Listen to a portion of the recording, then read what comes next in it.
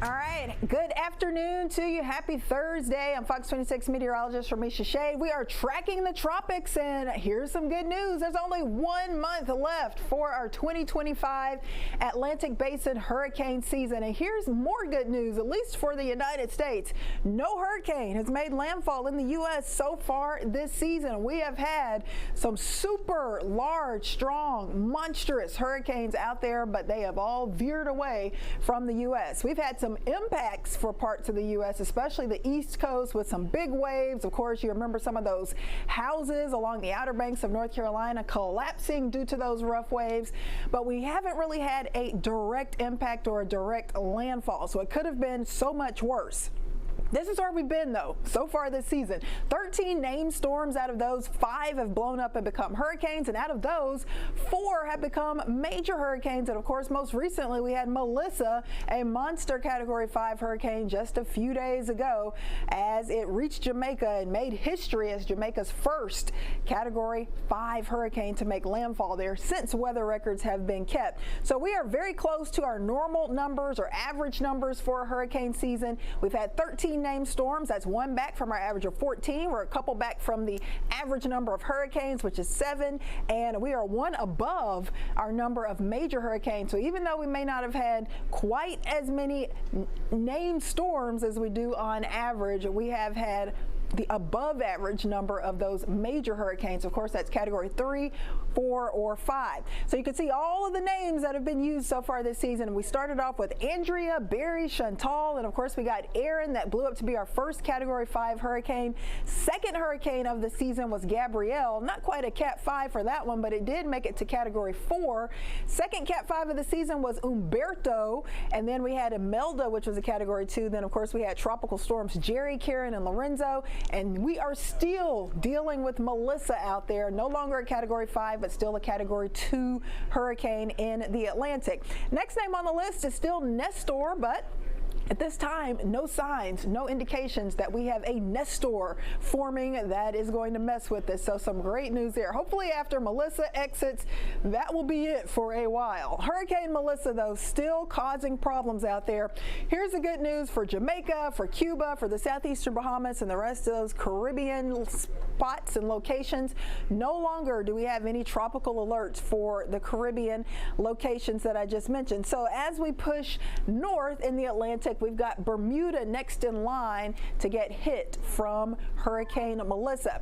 Here's the good news for Bermuda. Even though Bermuda is under a hurricane warning, they are planning to close a major airport there tonight because of strong winds and heavy rain coming, but at least Hurricane Melissa is expected to pass just west of Bermuda tonight. Hurricane force winds, though, are still going to be possible for parts of Bermuda. So no direct landfall, but because of that threat for those winds that could reach hurricane force, we do still have a hurricane warning. Melissa now moving much faster, racing towards the North Atlantic, and it is expected to lose all of its tropical characteristics by this weekend as it falls apart and moves into much colder waters in the North Atlantic. So we are quiet here across southeast Texas, nothing from the tropics, but Hurricane Melissa still churning in the western Atlantic. 105-mile-per-hour winds put to as a Category 2. Pressure is 967 millibars. And remember, for days it was just creeping, crawling along, moving very slow, and now it is racing to the northeast at a whopping 31 miles per hour. So this thing is moving fast, and that's good news because I'm tired of Melissa. I want Melissa gone. It's already produced so much devastation across the Caribbean, and hopefully it will no longer be a tropical system by this weekend. So close call for Bermuda for tonight and tomorrow morning. Not a direct hit, but close enough for some impacts, heavy rain, some hurricane force winds, and then it moves quickly past Bermuda as we go into this weekend, as it loses its tropical characteristics and gets weaker. But it will brush by eastern parts of Canada this weekend quickly as it makes that trek up towards the North Atlantic.